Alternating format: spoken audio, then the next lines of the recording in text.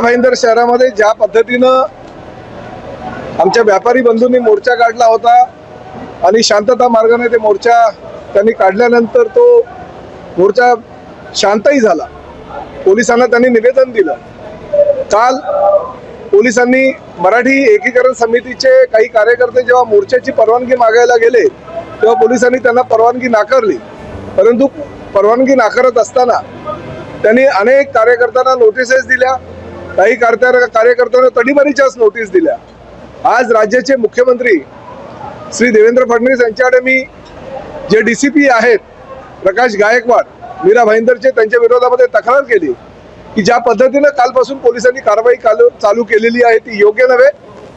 मराठी भाषिकांनी जर शांतता मार्गाने मोर्चा काढायला परवानगी मागितली असेल तर ती त्यांना द्यायला हवी होती। आणि दादागिरी आणि गुंडगिरी पोलिसांनी कालपासून चालू केलेली आहे। ती दादागिरी आणि गुंडगिरी त्या परिसराचा आमदार म्हणून प्रताप सरनाईक कधीही सहन करणार नाही।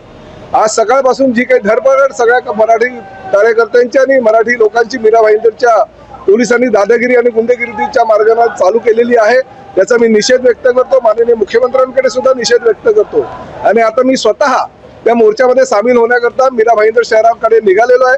जर पोलिसांची हिंमत असेल तर पोलिसांनी प्रताप सरनाईक यांना अटक करून दाखवावी।